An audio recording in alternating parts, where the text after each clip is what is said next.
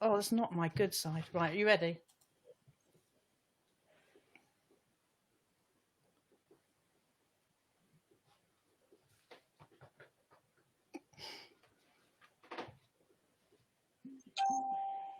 Okay, we are live. First of all, I'd like to welcome everyone to this week's episode of Tracy Talks To, where I have the pleasure of talking to Imran, Vas, and Abir, my fun friends that I know so well. And we're going to talk about your books and your route to publication. And we're going to really go through your route to publication in detail, Vas. And we're going to talk about our, lots of other things, bits and pieces. So first of all, I'm going to ask you each to introduce yourselves, just a little bit about you, and so our viewers can know who you are. So we'll start with you, Imran, if you don't mind. Hi, my name is Imran Mahmood, and I wrote a book called You Don't Know Me, and just written another one, which is called I Know What I Saw, which is due out in June this year. And I'm a practicing barrister, so if you've got any legal questions, chuck them at me. Great. I think we're having a bit of technical problems already. It's already come up saying we're having trouble. Bear with. We could be having... Oh, apparently it's fine. Okay. Sorry, Abir. Hi, I'm Abir Mukherjee. I'm the author of the Wyndham and Banerjee series of novels, which are set in 1920s India. There's 4 in the series so far. The latest is Death in the East. And there's a new one out later this year in July, called Shadows of Men. And I'm not practicing anything because practicing's too hard. Thank you. Vas?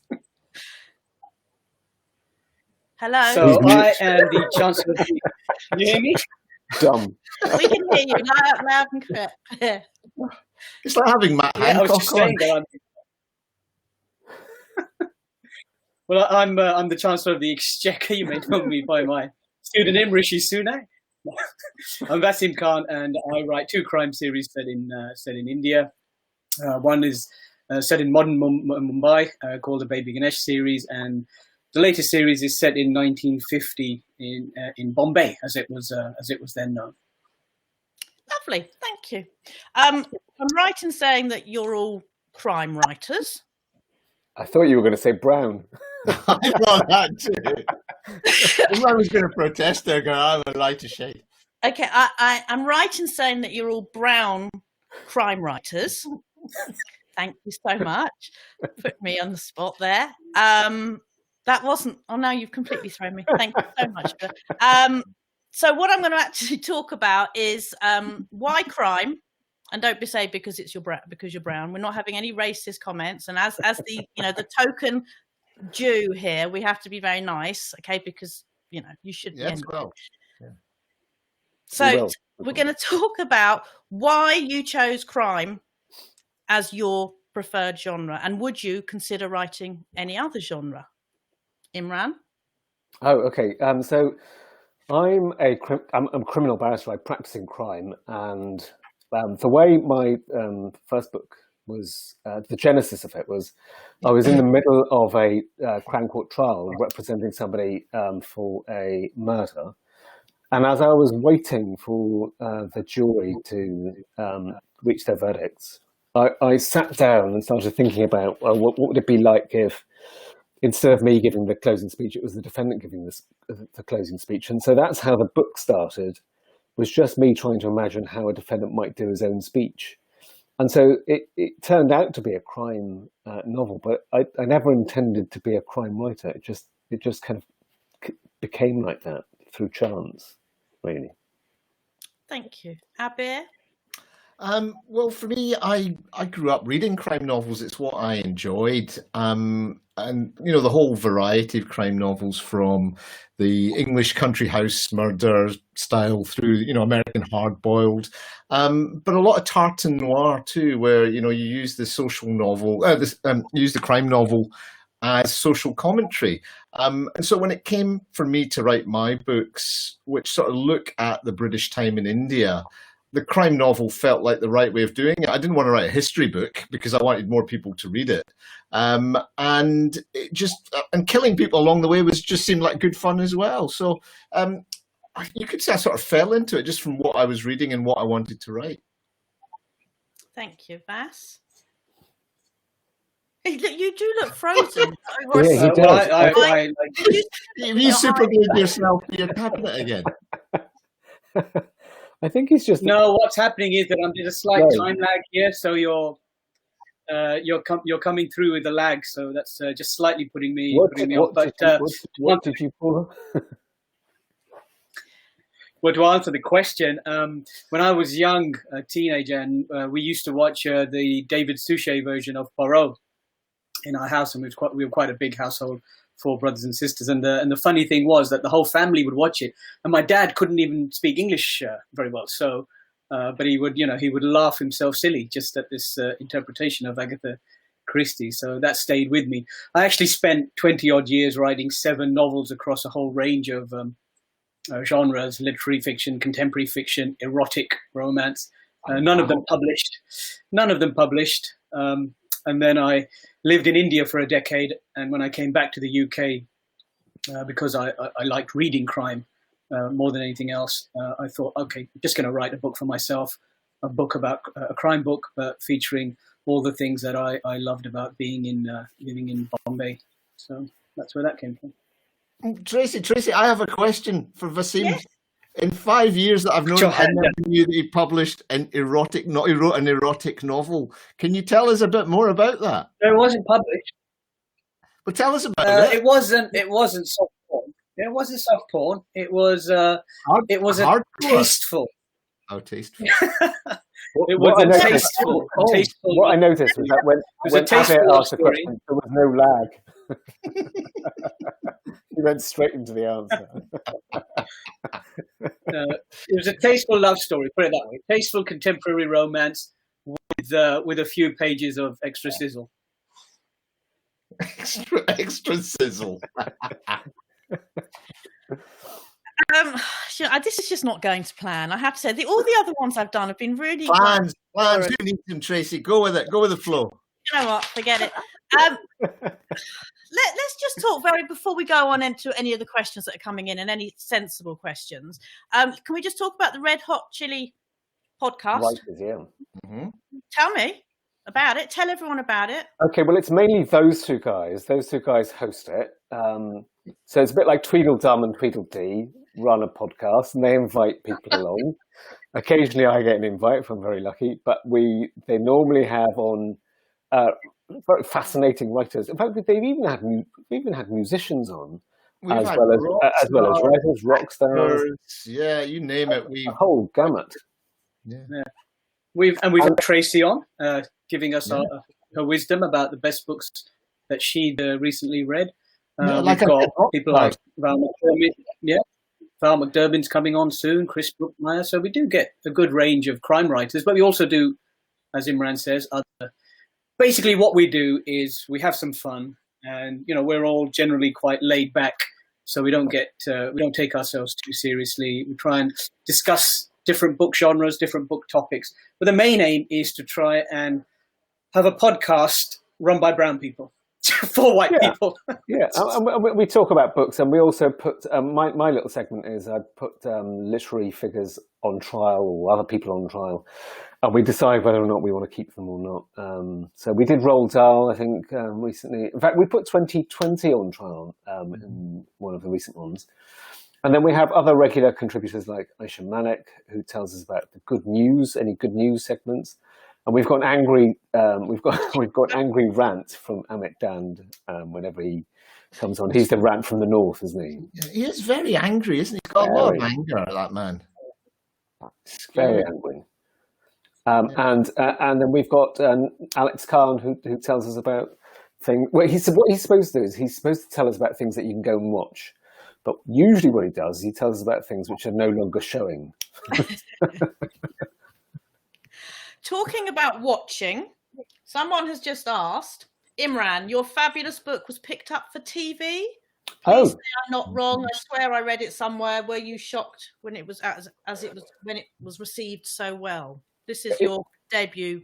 Yeah. I have to say, in fact, I was shocked by the whole process because I found an agent straight away, and I found a publisher more or less straight away, and then before I knew it, I was being invited onto radio shows, and I think I even was on Radio 2 or Radio 4 and Radio 5, and Simon Mayo interviewed me, and all of this stuff started happening at once. And in amongst that, the book was optioned.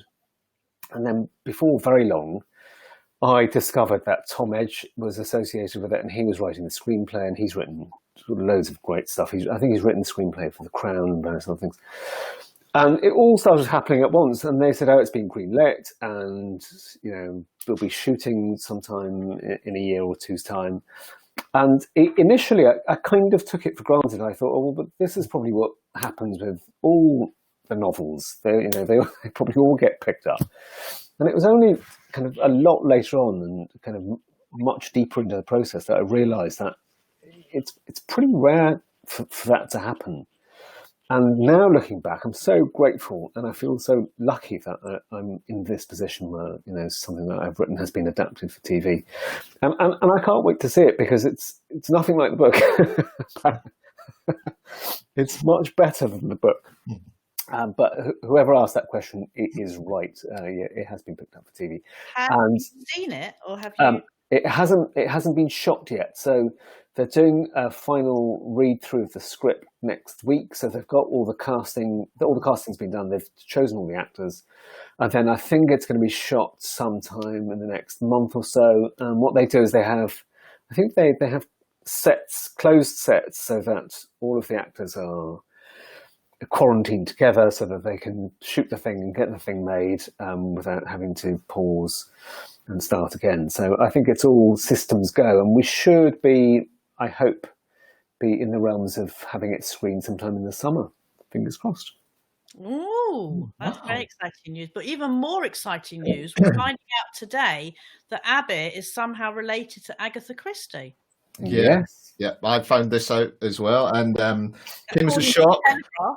I'm hoping she's left me some money in her will. No, seriously, it was just an article in the Telegraph today about the legacy of Agatha Christie, and I was just asked for a few quotes on that. How she fell out of favour for a long time. People like Ruth Rendell weren't big fans of hers, and how now she seems to be undergoing a bit of a resurrection, not physically, obviously, but just generally her reputation. And I think Vass picked up on it. I think part of that is we've got this generation that's grown up watching David Suchet as Poirot, and falling in love with, a younger generation falling in love with her work. But also I think it's been quite a while. It's been long enough for the genre to grow out of her shadow. So I think it's time we did acknowledge her contribution to the genre. Absolutely. Sorry, I just want you to know that Carmel is online, and she's saying Baby Ganesh is one of my favourite characters ever. Yeah, based on me, I think. Isn't that lovely? Isn't that lovely? Very nice. Very nice. Have you ever had any particularly strange or bad reviews that you would like to share with us? Yeah. Oh, yeah. Yes. I think Vass should go first, though.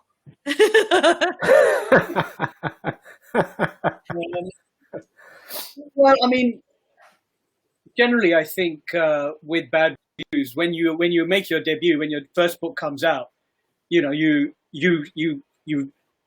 go on Amazon, you go on Goodreads, and you keep following everything. And as soon as the first bad review hits, you panic, or you get very upset, and you go and break something. By the time your third book has come out, and you've had a modicum of success, then you really don't care anymore, and you just take it with a pinch of salt. You've probably got some written down there that you can make us all laugh with. I tend to find queries funnier. So, people will write to me from wherever they're reading this book in the world, and they'll just come up with the most random queries. So the other day, somebody wrote to me to say that, the model of Jeep in Midnight at Malabar House, which is my latest book, didn't have windows in 1950. And it was like one sentence in the entire book, and he'd highlighted which page and which sentence that was.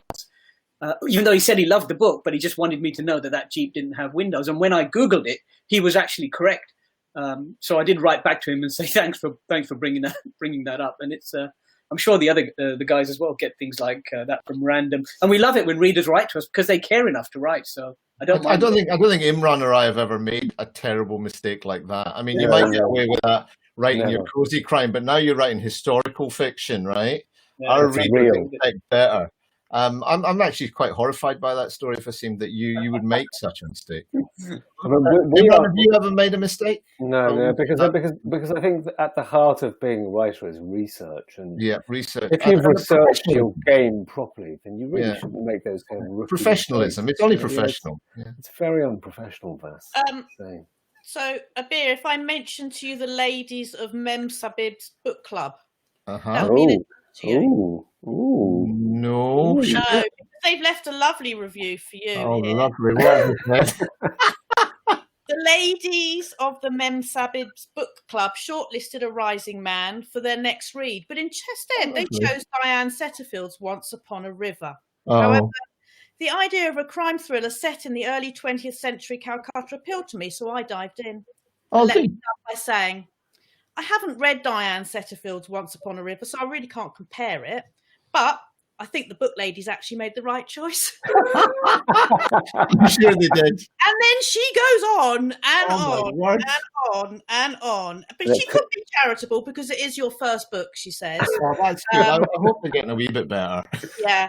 But then, unfortunately, an Amazon customer bought the book as a present for her mum. But mum didn't get around to reading it for a while, as you often do with books, she says. But when she did open it up, she found that individual pages had been ripped out. It looked like a malicious act, just spoil the enjoyment of reading. So when I contacted the seller, she was just told that she'd passed the cut-off date and therefore couldn't get a refund. 1 star. No, there's a story in that. There's a thriller waiting to be written in that. I've had a good one. I had this book is just the right thickness to balance out the shoddy leg, the wonky leg on my table. I've had that. I've had this book reads like it was written by a bank clerk, which is pretty close. I wasn't quite sure whether that was a compliment or not. But yeah, I've had some good ones. Oh, I'm just having a look. Oh, okay. If I said the words "utter tosh" to anyone, would that ring a bell? I mean, this is probably me. Imran. Yeah, but I wrote it. I wrote that.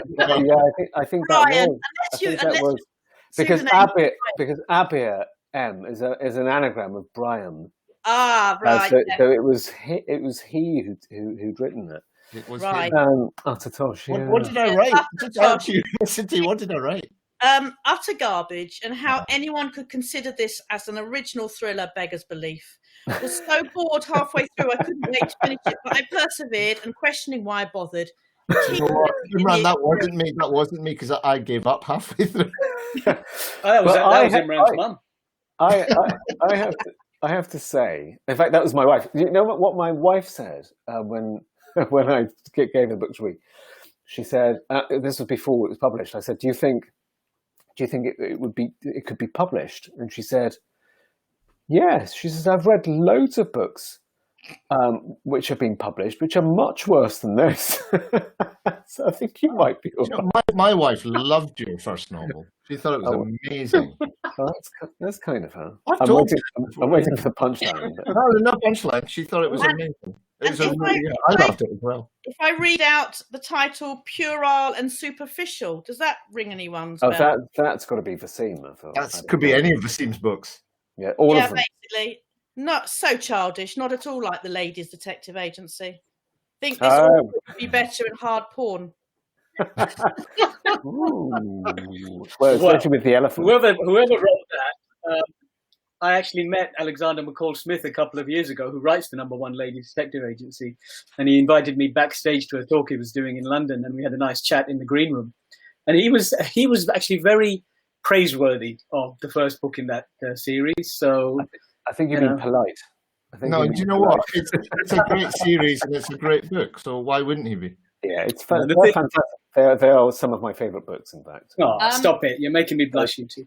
They You are- can't tell because I'm Can't brown. tell. How's that you? I can see you blushing. Let's just talk about audiobooks and your audiobooks, obviously not. Now, Imran, yours, I haven't listened to yours on audio because I've read it and that's it.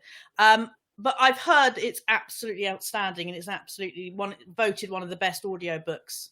Yeah, I mean, do you guys have any say in the narrators or not? Okay. So what happened in my case? I don't know whether this is a kind of universal experience, but I was told by Penguin that they were that they were getting people kind of together to see who was going to read it, and then it was Adam Deacon, who I loved anyway for the stuff that he'd done, and I was lucky enough to be invited along to watch him recording it. And so I went along to the studio, and he's sitting in a little booth, and he's got his earphones in, and so he's in a cubicle, and there's the producer in another cubicle, and it was an incredible process to watch. So he's kind of reading the book out, and every now and then the producer says, "the, not that," or "then, not that," and he's kind of reading on loop, and he must have read every sentence maybe 5, 6, 7 times on a loop. So he'd read it. The sentence again and again and again and again, and then the next sentence until the producer was happy with it. So it was extraordinary. But yeah, I don't think we get the choice of actor to read it, because I think that's probably some commercial decision that Audible or the publishers have to deal with. Because one member actually messaged me today. She couldn't be online, and she actually did say and someone else mentioned it as well. But she said that sometimes the narrator can just ruin the book for you. Yeah. Well, if I think if my book had been read by, I don't know, Stephen Fry, it would have you wouldn't have got the Southeast London gangster vibe from that.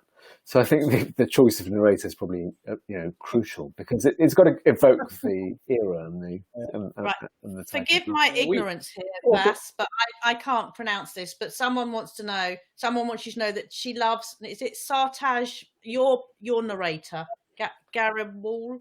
Is that? Have I said it wrong? He doesn't know. Sartaj Garibald, yeah. Yes, Yeah, someone is just Sartaj Garibald. He was the narrator. Oh, he was the narrator, because don't this is funny, but there's another Tracy Fenton on the book club, and she's actually saying that do you have any influence, because she loves Sartaj, but so well, no, I asked for Morgan Freeman, and they said I couldn't have. They said I couldn't have him. That's the voice of the elephant. No, the only choice we get is, or at least in my case, they gave me 3 choices, and we selected Sartaj.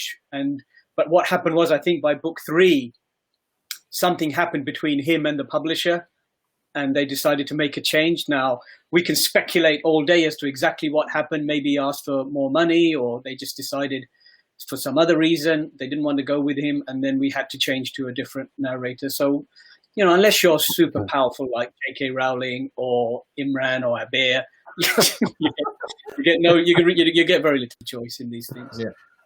I'm so powerful that I didn't even get 3 choices. We were very lucky. We got a gentleman called Simon Bubb, who's fantastic. He's done a lot of TV work. He's basically become the voice of Sam Wyndham. But every time I write a book, I always put in at least a couple of phrases in Bengali or Hindi just to trip him up. So he's like, please keep it to a minimum. I'm like, no, I'm just going to put in more foreign words just to hear you pronounce them. So yeah, I mean, I don't know about you guys, but you sort of build up a relationship with your narrator. So I'll go for a drink with him now and again, and we'll talk about the next book or whatever. And it's a friendship that's developed there. So to me, he's the voice of Sam Wyndham. And to him, you're the cash cow. I don't think he's making much money. I don't know if any of you have had the pleasure of meeting Samara yet. Or you probably have. I don't think I have. Yeah, I'm sure you must have. Samara would I've met Samara. Yeah, everyone's met Samara. She's been around. So Samara would like you to know, Abir, your books are stunningly beautiful and historically so on point and accurate to that era. How difficult was the research that was involved for the series? To be honest, I'm a nerd, so it's been good fun. There's different types of research. There's the research which is set in terms of historical research, finding out about the period, stuff like that's pretty straightforward. It's the nitty-gritty research, the research of being on the ground, the small facts that I often have an issue with.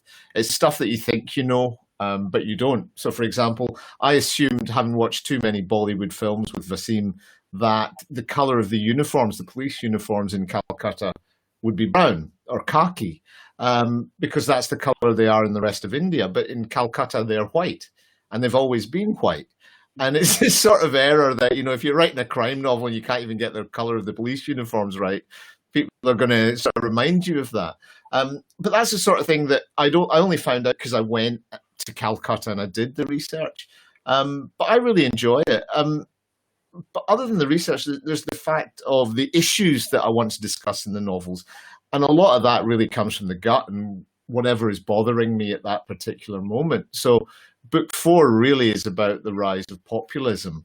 And a lot of, although it's set in India, half of it's set in the East End of London in 1905, dealing with the sort of prejudice that the Jewish community faced then, because it's a mirror for what's going on in Britain today. I have to say, I read that and I thought it was a fantastic book. And in fact, 2 books for the price of one. I thought it was just brilliantly written, which surprised me because I've read his other stuff. You get lucky. You throw enough rocks, you get lucky once or twice. Imran, you didn't pay for it though. Surely you got a freebie. Yeah. No. He never gives free. You got a copy free. You got a copy free because I wrote a wee note inside it saying, you better say nice things about this. That's right. And then you sent me an invoice. Yeah. Samara just said thank you. Would you shut up and listen? Samara just said thank you. It's that kind of detail that really makes your book stand out. Now, I can't remember. Have we talked about the road to publication? Because I've lost. No. I think Vaseem said we weren't allowed to, didn't he? Vaseem said we're going to cut it. We're going to keep it short. So let's start with you, Vaseem. He's got the longest road. Okay. Well, can you bear in mind? We need to be offline in about 40 minutes. Can you tell us what is? Do you have a real job? I mean, do you have a proper paying job? And then how do you get into? For the last 15 years, I've been working at a place called the Jill Dando Institute of Crime and Security at University College London. So I help manage research projects around crime and security, which is quite useful, obviously, and interesting. And as the writing has become more time consuming, I tend to sort of work more flexibly so I can do both. Do you want me to talk about road to publication, or is that I'm bored already? Yes, please. Yes, please. Okay, I'll keep it very, very short. So I wrote my first novel age 17. I was reading Discworld, Terry Pratchett's wonderful novels, and I tried to write a comic fantasy. Rejected, of course. It was crap, as most things you write when you're that age are. You don't know it, so I was devastated. Wrote 7 more novels over 23 years, wherever I was working in the world, because I lived abroad for a decade. And then finally given a 4-book deal for the first book in the Baby Ganesh series. This one. So that's handy. A bit of product placement. And that set me off, really. So since then, I've been published by Hachette. So 5 books in that series, 3-book deal for the next series, which first book has come out. Thank you. Abir?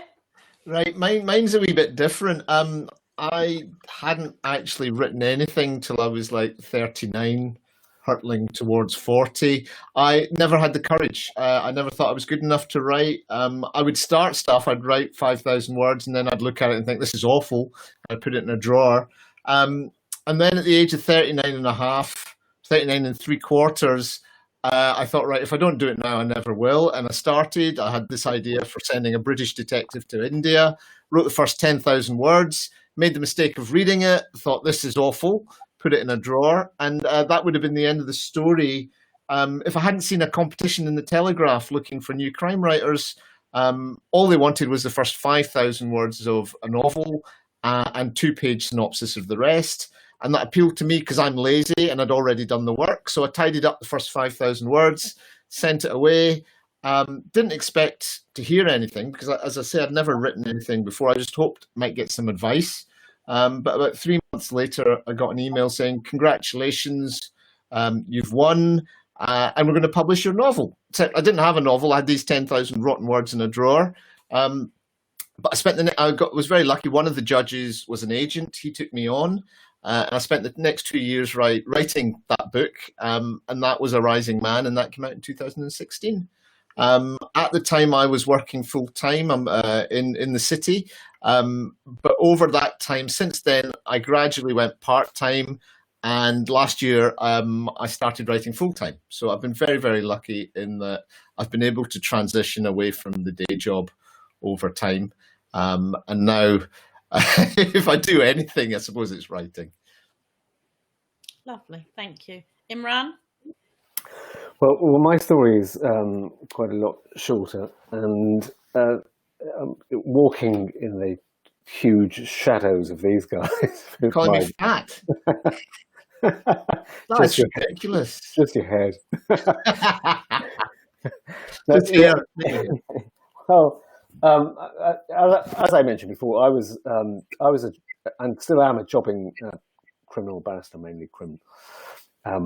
And I was doing a trial, and we were at the point of writing speeches, and I decided to imagine what it might be like for a defendant to write his own speech, and whether, in fact, I was even needed. Could he do it himself? And so then I started to write this book, and at the time, I didn't really have any intention of seeing it published. I think I would have been too shy for for that idea. And then I wrote more and more and more of it, and then eventually I persuaded myself to see whether it could go to an agent, and I found an agent, and then the agent said that she liked it, and we did a bit of work on it, and then she sent it out, and I got a publisher, and it was it was a lot of luck. I think on the wrong day with the wrong book, I wouldn't have had so much luck at all. But I'd always written. I'd always written something. Since I was, probably 20. So for the last 20 odd years, I was always writing something, short stories, never ever showed them to anybody, never intended them to be published, didn't want them for any other reason other than I felt like I had to put the thing down onto the page. It was almost, I suppose, a kind of catharsis. If I was feeling angry or upset or moved by something, then I wanted to translate it onto the page, and I had a drawer full of these short stories that nobody read, and then, as I say, then this one, and I was lucky enough to have it published. And then even then I thought the idea would be just to write the one, and I had no idea that once you're in the game, effectively the industry wants to try and keep you in, which is nice, and it's a great honor to write, because it's in a way it's a narcissism to write, because what you're really saying is, I want everybody to hear what I've written. So it's a great privilege. I understand that it's a great privilege to be able to write, and to have one book out is well, you are a lawyer. Yeah. Well, I'm used to saying stuff and people forgetting it instantly or distrusting it. What did you say? And he was talking about narcissists, right? So. Oh, okay. Talking about you again, was he? So someone's just made a comment here about the Brown comments at the beginning of the conversation, which obviously we talked about. Apparently you're Brown, and they want to know how important is, I can't say this word, ethnicity. Yeah, to writing for an author. So we'll start with Vas for that one. How important is it, do you think? Okay, it's important only that it makes me terribly angry whenever anybody within the industry, tries to box writers according to their ethnicity. And it doesn't matter if you're brown or black or white or working class or gay or whatever it happens to be.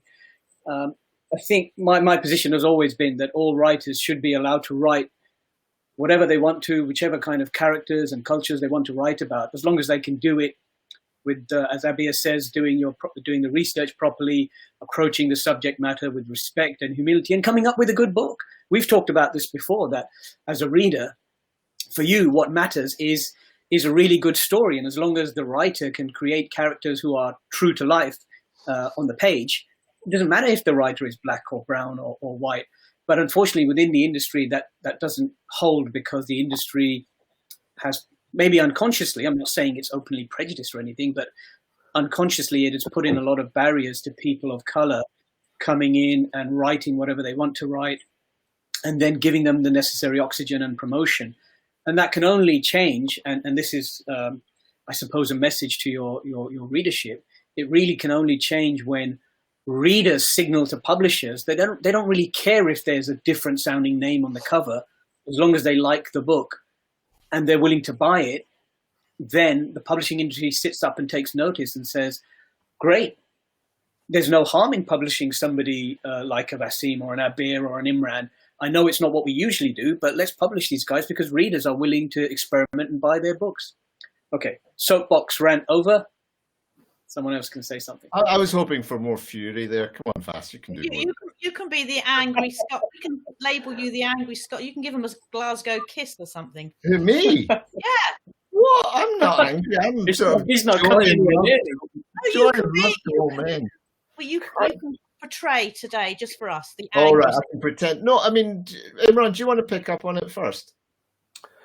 Yeah, well, I mean, I would echo everything that Vaseem says. I mean, I agree with him that writers should be able to write what they want, and as long as it's done sympathetically and with respect and with humility, then it's totally okay. I don't feel, as though cultural appropriation is a huge deal for me in circumstances where writers are writing respectfully. I think that's the key. In terms of the industry, again, Vaseem's hit the nail on the head. It's very hard to find colours of writers of colour on supermarket shelves, or if you go into WH Smith or look at the Richard and Judy list. Very, very rarely will you see a writer of colour on those kinds of lists. Now, the industry will say, oh, well, the reason for that is, and the booksellers, like the supermarkets, might say, well, the reason for that is we are governed by our sales, and we know that if we put out a book by Michael Connolly, then they will all sell. And so we are selling the books that people want to buy.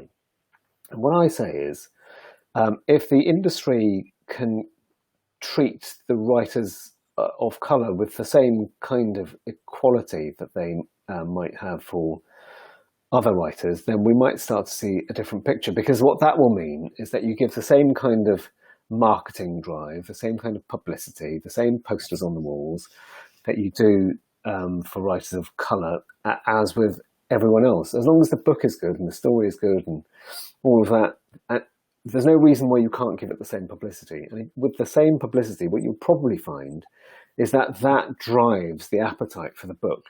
And then you might start to see more Mukherjees and Khans and Mahmoods on the bookshelves in supermarkets and other kinds of places, or even on the TV, having this kind of advertising push. So I think it's a bit of both. And Vaseem's right. If the readership can signal this is what they want, fantastic. But I would invite the industry to see what it can do to drive and to promote writers of colour. Absolutely. Abir? I would echo the sentiments of both of my friends. I think they've put it extremely eloquently. Just picking up on the point that Imran made about supermarkets. You can walk into your supermarket on the Isle of Dogs, where over half the population is from an ethnic minority, and you can walk into your supermarket in John O'Groats, and you'll see the same 20 or 30 names, and they'll all be white, and they'll all be a certain type, because, as Imran says, it's a numbers game. Having said that, people like Waterstones have been brilliant. Waterstones have the ability to stock more books. I probably wouldn't have a career if it wasn't for Waterstones. So we should acknowledge there is a lot to be done, and Imran's hit upon it. Part of it is market forces, but unless somebody has the guts at one of these organizations to try something different, and times are changing. We're seeing the world change before our eyes. We saw that wonderful poem read by Amanda Gorman at the inaugural address in Washington last week. It stole the show. What we need is people to go out there and say, yeah, I want to go outside of my comfort zone. I'm going to read wider. Reading is meant to broaden our horizons, broaden the base of writers that you read, broaden the base of backgrounds that they come from. Then, it'll be easier for us to say to supermarkets or our publishers or whatever, look, there is a market. There's demand for this stuff. It's different. There's a long way to go, but look, hopefully we're on the right track. Hopefully. I don't want to get off of this subject and get onto interesting things like pizza, but we've got hit. Harrogate needs a Bollywood panel, says Samara. But Nicola East said that she actually did a Masala Noir with you guys in 2017. Nicola was the chair with Abir, Vaseem and Alex. Remember that? That's right, yeah. She did. Maybe, please God, when we get back to maybe Capital Crime or whichever festival comes on, we could do some sort of Bollywood-themed panel. I think, Tracy, it's worth making the point that the three of us have been relatively successful since being published. And that means that we now have a position from where we can say these kind of things. And I think it's also worth saying that, certainly from my point of view, and I think Abir and Imran would generally agree as well, we felt a lot of love within the industry. My agent's been amazing. My editors have been amazing. Hachette, my publisher, have been amazing. All of my books have been published by them, and they've given me a good amount of publicity. I think the point we're trying to make is that seems to be the rarity rather than the norm. And as Imran says, we are not the type. Our personalities are not geared towards making big rants about diversity and accusing people of racism and this and that. That's not how we roll. We are much more, let's work together. Let's find a cooperative way that we can improve the whole industry for everybody. And we don't say that's how we roll. We never use that expression. No, we do. We're street. We're street. You've got a hoodie on, for God's sake. Yeah, he's written a book about a young... We're street from 1970. We're more avenue than street, mate. Tracy's definitely street, so... Yeah. You stop jiving us.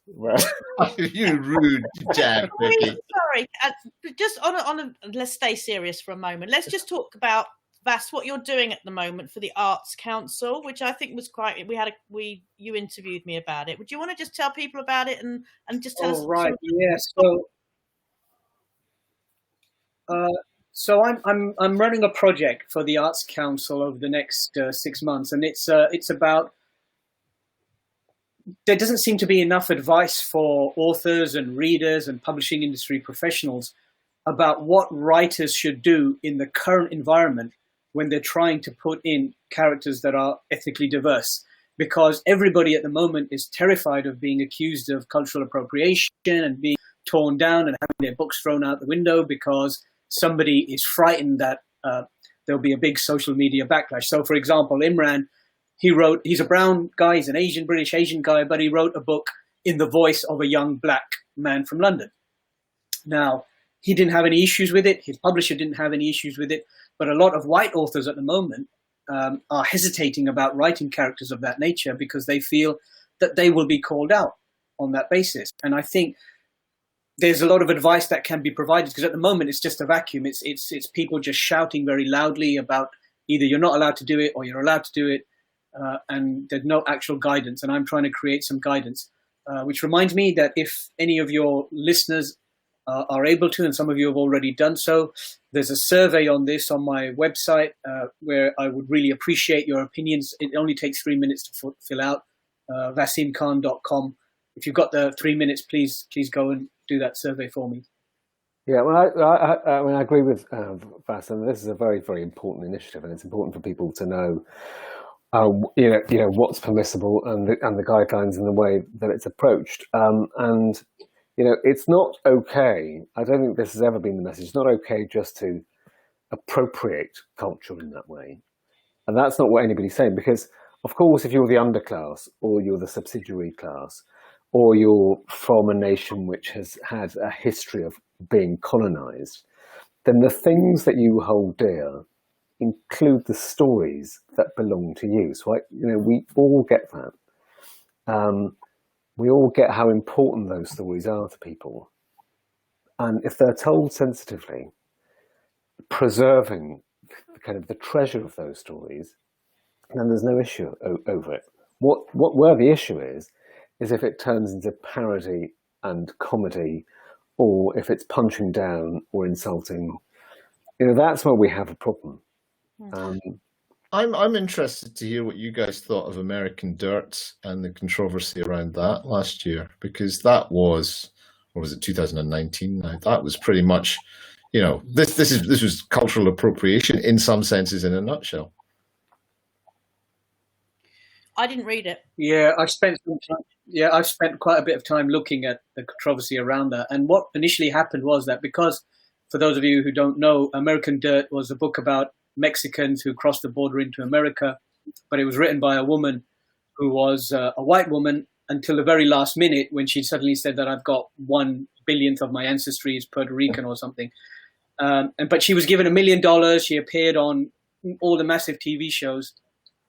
And then the Mexican Hispanic community in America suddenly started saying, well, wait a minute, this book is a bit crap. It's not very good. So that was its first and major problem. It wasn't a very good book, according to the reviewers and critics.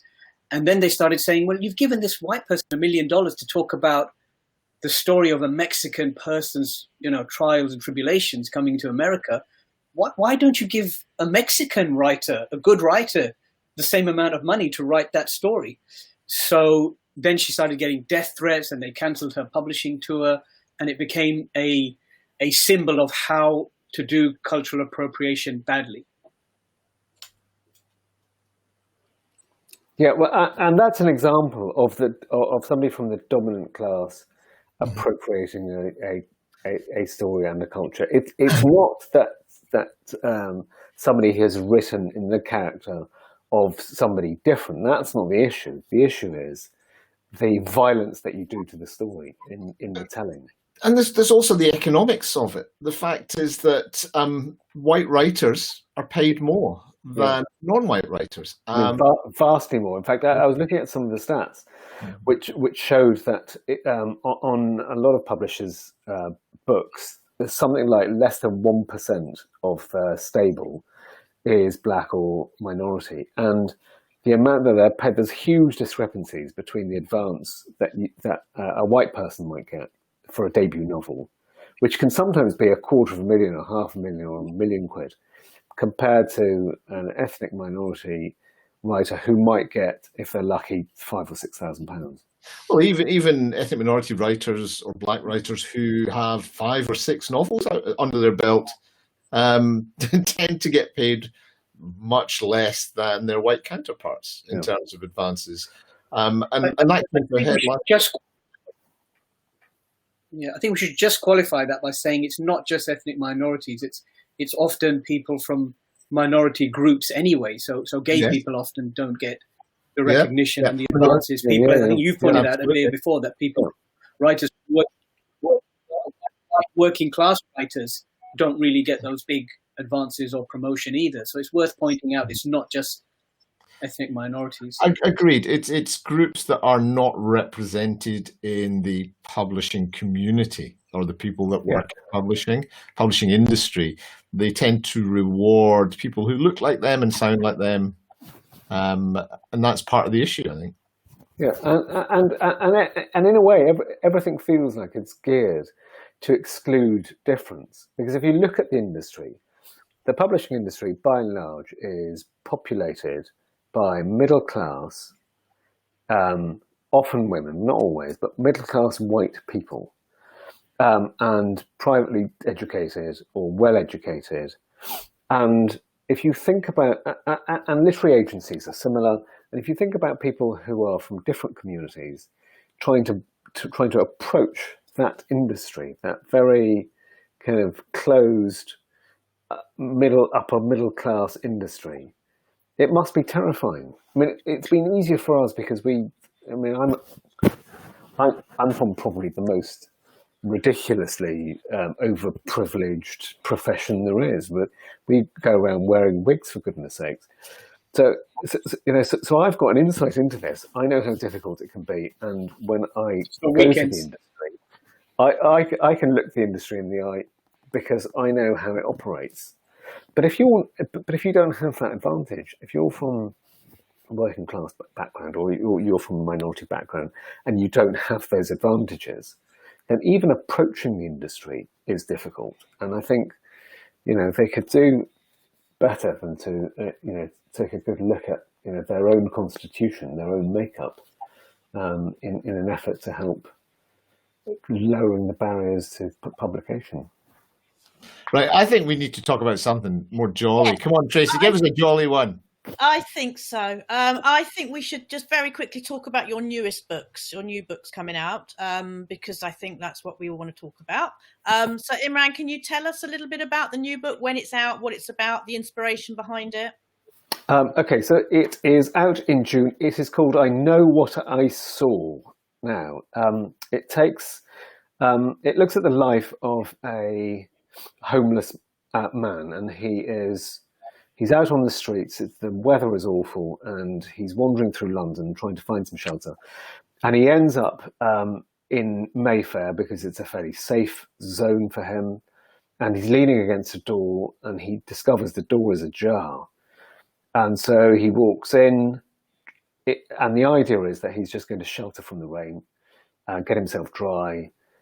And then he walks into the house, and as he's drying off and resting, and he thinks his house is empty, the occupiers come back in, he hides, and when he's hiding, he witnesses a murder. Long story then short, he runs off. He has difficulty reporting it because of who he is. When he finally does report it and the police go there, they discover that what he's describing isn't anything like the reality of what they're seeing. And so that's the premise. And it's really a book about, I suppose, privilege. It's a book about the marginalized individuals, the fragility of memory, the fragility of the kind of human condition, how easy it is to go from being, because he starts life as an overeducated man who works in the city, very wealthy, and he kind of suffers this destruction through the things that happen to him.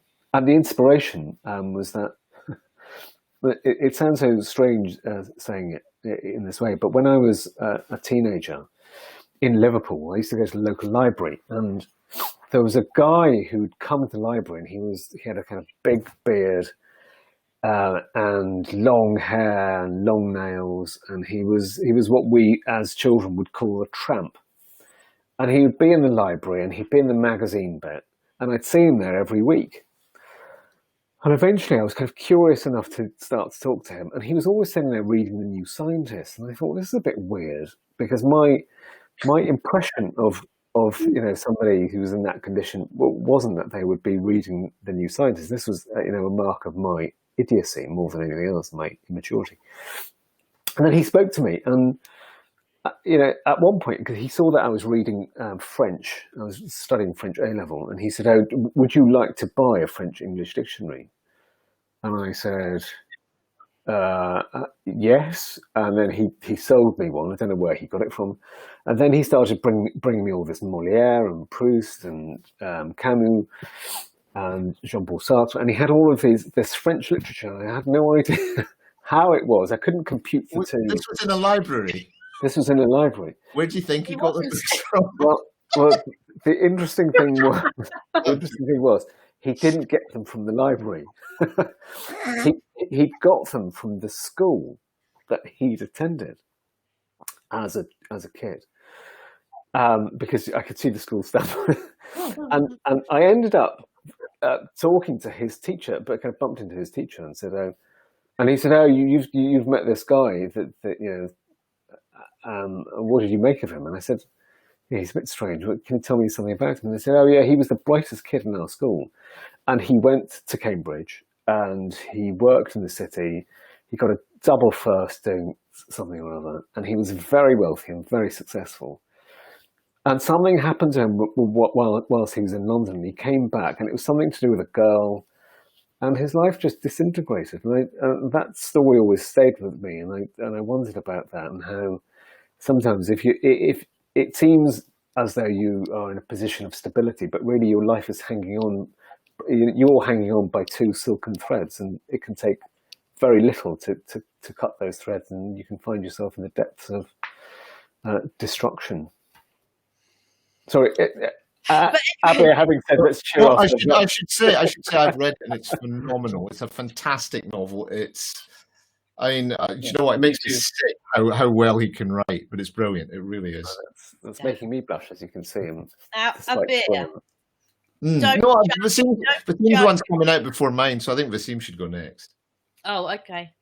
Vaseem, tell us now. You have to bear in mind, I haven't read any of your books. Not for any other reason than I just haven't got round to it. So, are you suggesting that do they work as standalones, or should I start at the beginning? What number is this coming out? Oh, you can read whichever book you like, Tracy. I mean, I know what you like. You like Imran stuff. I know that because we've talked many times, and you love a good psychological noir, twisty thriller. But your book group is big enough, and your church is big enough for different tastes. And I don't think anyone should feel compelled to read anything. I think you mean synagogue. Synagogue, sorry. We're really reading sorry. We're so sorry for his, crass lack of cultural insensitivity. Yeah, we discussed this at the beginning, but you can't trust brown people. You just can't trust them. So my latest book is the first in the new series. It's Midnight at Malabar House, and it's out in hardback. The paperback was due to come out in about a month, but I think COVID might have pushed that a little bit. So this is set in 1950 in India, in Bombay. Introduces us to India's first and only female police inspector, Persis Wadia. She's newly qualified. Everybody hates her because she's in a very misogynistic, paternalistic environment. And the Indian police service is renowned for being corrupt and abusive anyway. So it's not a good environment. She's shoved into a small police station called Malabar House, where all of the people that the senior echelons of the Bombay Police Service hate. They're all shoved into this small police station. And then she happens to be on duty at midnight in 1949, and a call comes in, and she's called to the home of a very prominent English diplomat who happens to be living in Bombay at the time. And he's been murdered at his New Year's Eve bash. And she finds this case drops into her lap, and nobody wants it because it's politically sensitive. And so we follow her throughout the course of this novel as she navigates, one, trying to solve this murder mystery, but also trying to navigate this turbulent India that's there in 1950s. So you have to remember this is just 3 years after Indian independence, a couple of years after the partition riots, and that between Hindus and Muslims and Sikhs, and so a million people died. So that's hanging over the country. And of course, Gandhi was assassinated a few years earlier as well. So you've got this new India trying to figure out what kind of democracy it's going to be, and Persis in the middle of it, trying to solve the murder of a white man, an Englishman, in this environment. I have to say, I have read that. In fact, I love that book so much. I read it twice. It is. I mean, we've heard Vaseem speak, and I can tell you, it's nothing like how he comes across. It's much more intelligent than he appears. It is an astonishing book. It's so beautifully written. And genuinely, I'm jealous of the way he can write these stories. I think they're better than the Chopra lot myself. I think it's a stunning book. So you're definitely on it. The Chopra ones are crap. Is that what you're saying? The Chopra ones, yeah. I think one thing, when you read an author, and Tracy will know this because she follows certain authors regularly, you will notice that the author will hopefully improve over time. Yeah, well, you definitely right, Tracy. I mean, authors have to improve over time. You can't stay still, right? You get better at your craft. Absolutely. Most authors like smelly cheeses and wines. They get better with age. You have to improve. Absolutely. Now, Abir, again, I haven't read Yes. any of your books, but I did message you on a Did you? cruise, didn't I? You was I on a cruise? I don't remember being on a cruise. I was on a cruise. You And wrote to me to tell me you were on a cruise, not reading my book. Yeah, I messaged you to say I was on a cruise and I found your book. Someone was reading your book, and She threw it in the ocean. In the ocean. So you had nothing to do for like a month, and you still didn't read my book. No, because I had a full Kindle. Oh wow! And we didn't have any Wi-Fi. Anyway, tell me, I've never read your book, so tell me about this. This is what number is this in the series? So my books feature two detectives, Captain Sam Wyndham, who is ex-Scotland Yard, and an Indian sergeant called Surendranath Banerjee. But being British, and like you, Tracy, none of his colleagues can pronounce his name, so he's known as Surendranath. Essentially, the two of them, they're based in Calcutta in the 1920s. And the series really looks at the politics of the time. It looks at the relationship between the British and the Indians and how that evolves, with a lot of dead bodies along the way. The new book is out in July. It is called The Shadows of Men. And really, it starts with a murder that Surendranath is accused of committing. And very quickly, the action takes us from Calcutta to Bombay. Most of my books tend to be a reaction to whatever is worrying me at the time of writing. So the fourth book, The Death in the East, was really a commentary on the situation that we find ourselves in the UK with the rise of right-wing populism, Brexit, and all that, and the lack of tolerance. Book 5 is a similar vein, but it looks more at India and what's happening there today, which is the rise of Hindu nationalism and Hindu fundamentalism. Really, this book is an allegory for that. It's commentary on the communalism, the Hindu-Muslim bigotry that exists in India and how damaging that is for the country. So that's what this one is about. It sees our heroes go to Bombay in search of a murderer who's killed somebody in Calcutta, and suddenly they find themselves in a situation which they didn't expect, which leads to very drastic action. It's the first time that all my books so far have been told from the perspective of Sam Wyndham. This is the first time that we hear from another character, or part of it is narrated by another character. I have to say, I've read Abir's books, and his books are exactly like he is. They are charming, witty, funny, thick. I mean, but also his book. I said this to him myself, has one of the best opening lines I've ever heard for a book, which is, if I get it right, I think it's something like, "It's not every day you see a man with a diamond in his beard." when I read that opening line, I just couldn't stop. I couldn't put it down, because that line. He's got one in his beard right now. You know what? You know, Imran, this is why I love you much more than I love Vas. You're a man of quality, a man of perspicacity, a man of breeding. Breathing. A man I hope. A man with no buttons on his shirt. But there are buttons, but they're just not done up. Don't get jealous, Vas. He's got his chest. Let him show it After up. the watershed, it's fine. Yeah. oh, that's all right. Yeah. It's very hot. We should also say for the readers that Abir's books have won numerous awards, and they really are fantastic. And well, that's very kind of you. I mean, I have had so many fun memories. I look up to the two of you, and I feel that if I can produce work, up to that sort of standard, I'd be happy. Right, and enough with the brown nosing arse licking. Enough, okay? It's actually That was quite bad. That one. That was terrible. I hate them both, to be honest. Yeah. We're off camera, right? Yeah. Obviously, as authors, I'm presuming you love reading as well, and you've all said that you've read each other's books. Is there any other standout books that you read last year, or you're currently reading, that you want to talk to us about? Give a shout out to. Imran, you're nodding. Anybody? Not these two guys, preferably. Yeah. Okay, so there are two books that I've read which are brilliant. So one is Will Dean's book, The Last Thing to Burn. Oh my god! So Will Dean, if you've read his Tuva series, is obviously a brilliant and accomplished and meticulous writer. But those books are a completely different kettle of fish to the new one, the standalone that he's written. And I love Will Dean, not just because his writing is fabulous, but he's also a top bloke. Fabulous beard. Yeah, and everybody I know who's ever met him falls in love with him. So, and I'm one of them. But this book, The Last Thing to Burn, is just extraordinary. It's you'll pick that up. You won't be able to put it down. It follows the story of a young woman who is effectively in slavery, and it's got one of the most awful villains you will ever encounter.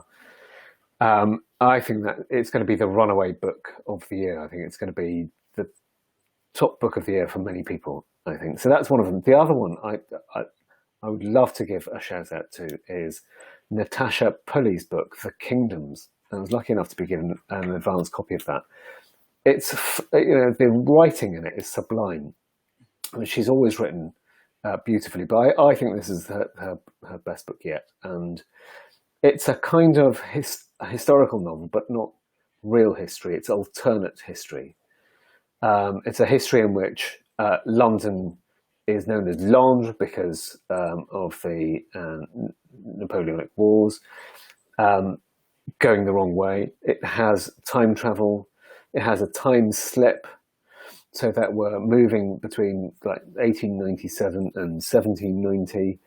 A lot of action takes place on ships. It's just an extraordinary, and it has love story, it has murders, it has kind of crazy things going on. But most of all, it's just a charmingly written and evocative and beautiful book. And just give us the title again of that one. It's called The Kingdoms. Kingdoms. Okay, lovely. And I have to agree with you 100% about Will Dean. His book went straight onto my top 10 of 2020, even though it's not even published yet. Yeah, even though it was published. And he's on Tracy Talks next week on Wednesday. And it's a blinder. Outstanding piece of literature. Yeah, and he's probably the fastest writer I've ever known.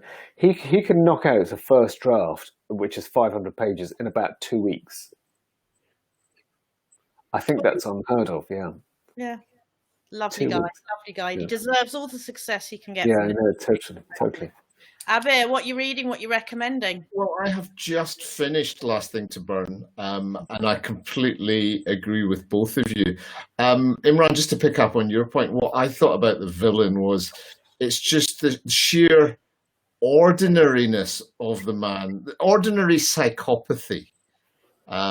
Is how I'd phrase it, and just the imagery as well, the setting, everything about the book, and it's so different from the Tuva books as well. It's there's very few books that I'll read in less than a week, but that was one of them.